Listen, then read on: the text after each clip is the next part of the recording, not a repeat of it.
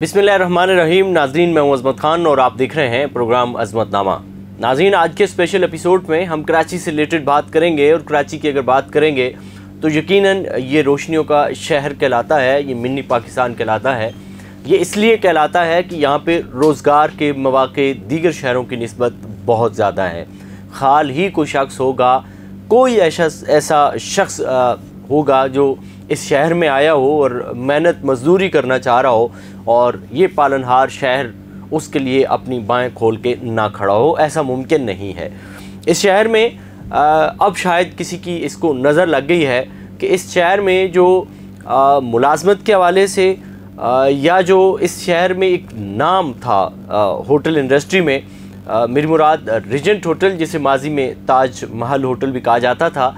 ये regent hotel जो था ये शहर का सबसे बड़ा होटल था, बल्कि अगर ये कहें कि पाकिस्तान का सबसे बड़ा होटल था तो ये बेजा ना होगा कि इतना बड़ा होटल जो मैन मरकज़ी शाहराह फैसल के ऊपर वाक़ था और इसमें 425 कमरे रिहाइश के लिए थे।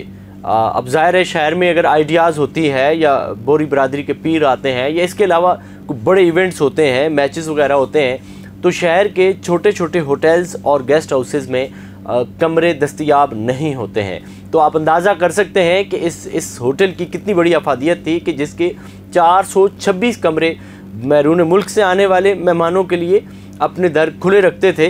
अब वो तमाम दरवाज़े बंद हो गए हैं और एक तरफ तो ये है कि ये होटल का बंद हो जाना ये साबित करता है कि इस शहर की तरफ अब मेहमानों का रुख अगर होगा भी तो उन्हें उस तरह से कुशादा दिली से कोई और ऐसी जगह, कोई और ऐसा इदारा, कोई और ऐसा होटल वो वेलकम करने के लिए शायद उस तरह से तैयार ना हो। इसमें अगर तैयार हो भी कोई इस तरह से किसी शख्स ने या किसी बिज़नेसमैन ने अगर इरादा किया भी हो बवेजा फैमिली के अलावा, क्योंकि बवेजा फैमिली ने तो ज़ाहिर है ये 14 अरब लेकर के अपने दीगर छोटे छोटे बिजनेस चलाने होंगे, लेकिन कोई और अगर बिज़नेस टाइकून जो है वो इरादा करता भी है होटल इंडस्ट्री की तरफ आने का, लेकिन शायद ही शहर में ऐसी प्राइम लोकेशन पे इतना बड़ा सेटअप लगा सके, ये शायद इसको दहाइयाँ लगेंगी।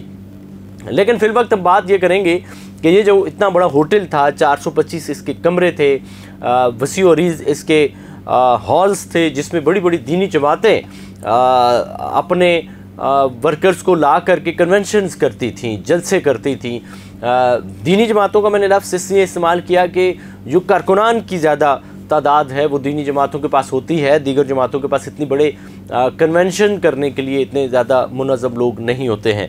खैर, लेकिन ये जो बड़ा होटल था इसको ख़त्म कर दिया गया और इस माह की 19 तारीख को ये बिल्कुल ऑपरेशन के हवाले से बिल्कुल क्लोज़ कर दिया गया और ये हैंड ओवर कर दिया गया SIUT के हवाले के नाम इसको कर दिया गया और उनके हवाले कर दिया गया। और SIUT की जो मैनेजमेंट है, जो लोग हैं, वो आकर के यहाँ बैठ गए एक मेजर की सरपरस्ती में। कुछ उन्होंने अपने सिक्योरिटी गार्ड्स बिठा दिए और इस होटल में जिन लोगों ने 25 से 30 साल का अरसा दिया, 25 से 30 साल जिन्होंने मुलाजमत की, वो लोग भी अब अगर यहाँ जाते हैं तो उनकी सख्त सिक्योरिटी होती है। फिर उनको पूछा जाता है कहाँ जा रहे हैं। ज़ाहिर मालकान में से कुछ लोग अभी तक वहाँ बैठते हैं क्योंकि रजिस्ट्री इसकी बहरहाल अभी तक नहीं हुई है और ज़ाहिर SIUT का नाम अगर ना होता, कोई और इदारा होता तो ये मामला कोर्ट चला जाता और फिर कई साल तक ये कोर्ट में चलता।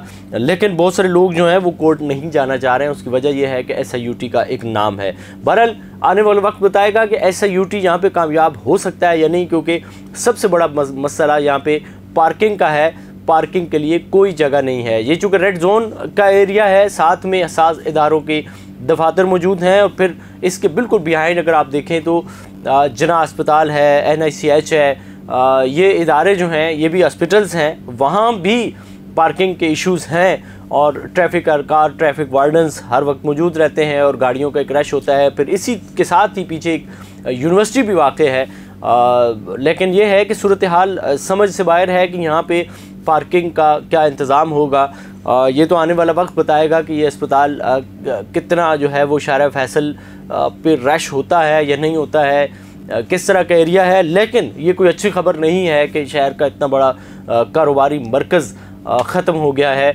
इसका मतलब ये है कि ये शहर जो है उसके लिए ये अच्छा नहीं है। ये तो सारी चीज़ें वो हैं जो इसका एक पहलू है, लेकिन असल चीज़ ये है कि 320 से 325 मुलाजमीन थे इस इदारे के पास जो मुलाजमत करते थे। अब आप अंदाज़ा कीजिए कि उनका कोई मुस्तकबिल नहीं है। ये 325 ख़ानदान ये इस वक्त कशमकश की सूरत हाल में है कि वो नई जॉब कहाँ इख्तियार करें।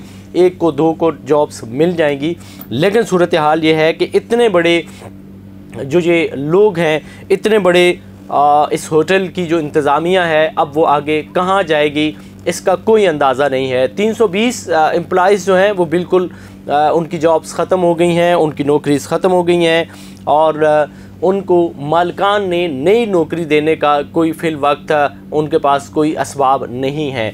2016 का सिंध हुकूमत का जो एक्ट है एम्प्लॉयमेंट के हवाले से और लेबर्स के हवाले से, उसमें सरीह तौर पर लिखा हुआ है कि कोई इदारा अगर बंद होगा तो वो बंद होने से कबल 50% जो उसके मुलाजमीन हैं उनकी मुलाजमत को सिक्योर करेगा।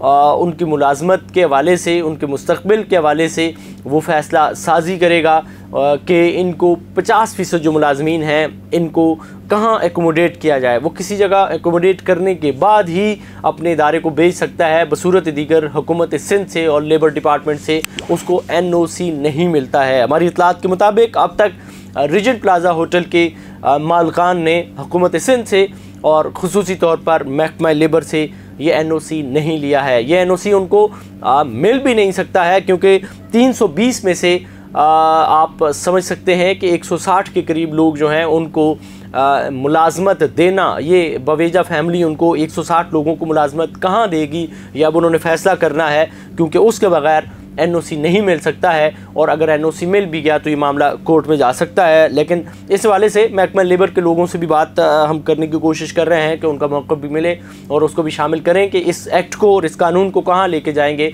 जिस पे ये बात शामिल है। दूसरी तरफ ये है कि तकरीबन 180 लोग जो हैं वो इस होटल के डेली वेजेस पर थे और डेली वेजेस भी ये बरस से काम कर रहे थे, जिनमें से बाज़ 3 साल से हैं, बाज़ 10 साल से भी हैं और वो डेली वेजेस पर थे। ये डेली वेजेस का कानून भी इन पर बाकायदा इस वाले से लागू नहीं होता है। इनको मुस्तकिल हो जाना चाहिए था इन मुलाजमीन को। इनकी मुलाजमत को भी सिक्योर नहीं किया गया है कि अब ये लोग कहाँ जाएंगे। ये एक तो बात एक तरफ हो गई। दूसरी सबसे बड़ी बात जो ये है कि 320 लोगों के लिए इनको सर्टिफिकेट्स नहीं दिए गए हैं कि ये आपके एक्सपीरियंस सर्टिफिकेट थे वो इनको नहीं दिया गया।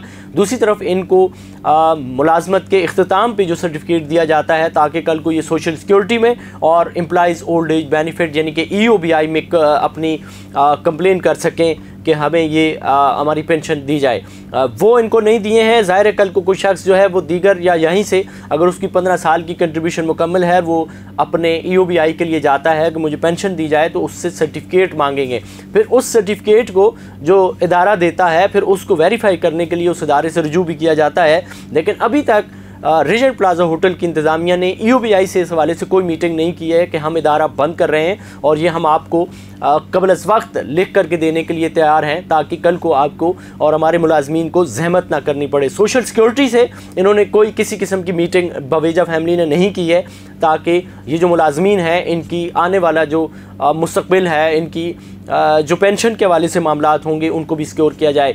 320 में से किसी एक मुलाजिम को भी इन्होंने ग्रेजुएट ही नहीं दी है कि आपने अगर 25 साल या 30 साल हमारे इदारे में काम किया है और आपकी इतनी ग्रेजुएटी बनती है। किसी एक मुलाजिम को इस वक्त तक, आज की सुबह तक जब ये मैं प्रोग्राम कर रहा हूँ तब तक कोई भी ग्रेजुएटी फ़ंड के हवाले से और दीगर फ़ंड्स के हवाले से कोई भी बात नहीं की गई है। मुद्दत मुलाजमत ये छोड़ने जा रहे हैं लेकिन उसके बावजूद भी इनको एडवांस सैलरीज़ भी नहीं दी गई है कि आपको हम नौकरी से निकाल रहे हैं तो ये 3 महीने की सैलरी दें, ये भी लाजिम होता है।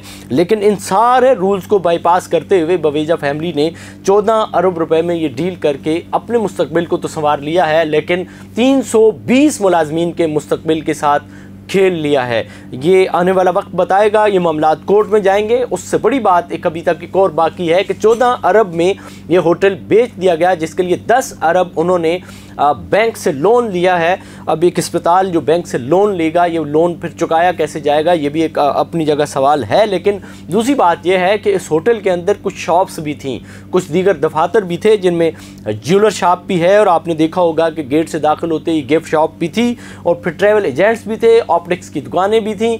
उन सब के हवाले से भी कोई फैसला नहीं किया गया है कि इनका मुस्तकबिल क्या होगा।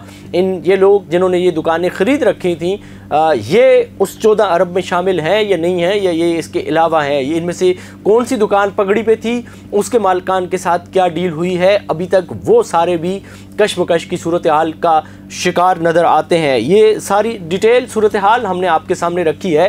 ये कोई अच्छी खबर नहीं थी इस शहर के हवाले से कि इतने बड़े होटल का फ़रोख्त हो जाना। ज़ाहिर है गवर्नमेंट सिंध ने भी इस पर कोई संजीदगी से सोचा नहीं होगा, वरना इन्हीं 14 अरब में बहुत ही खूबसूरत, बहुत ही लेविश किस्म का 400 नहीं बल्कि 500 बेड पर मुश्तमिल अस्पताल किसी और जगह पर बनाया जा सकता था, जहाँ पे लोगों को आमदोरफ्त के लिए भी मसाइल ना हो, और जहाँ पे वसी और रीज़ एक ग्राउंड भी मौजूद हो और सब्ज़ाज़ार भी हो, जो दीगर बड़े अस्पतालों में हमें नज़र आता है। इस अस्पताल में ना ही लोगों के पास इस तरह से बैठने के लिए कोई जगह होगी, न सब्ज़ाज़ार होगा, ना ही उनकी पार्किंग के लिए कोई इंतज़ामात होंगे। ये आने वाला वक्त बताएगा कि ये किस तरह का सेटअप चलाया जाएगा। लेकिन फिल वक्त इतना है कि 320 ख़ानदान जो है उनके चूल्हे ठंडे पड़ गए हैं, और न सिर्फ उनके चूल्हे ठंडे पड़ गए हैं बल्कि आने वाले वक्त में उनकी पेंशन के भी उनको लाले पड़ सकते हैं, क्योंकि अभी तक वो तमाम चीज़ें होटल की इंतज़ामिया ने पूरी नहीं की हैं। आप इस हवाले से क्या सोचते हैं, आप इस हवाले से क्या राय रखते हैं, कमेंट सेक्शन में आपने हमें ज़रूर बताना है, ताकि अगले किसी व्लॉग में उसको एड्रेस किया जा सके। इसी के साथ अपने मेज़बान अज़मत खान को दीजिए इजाज़त। अल्लाह ने के बान।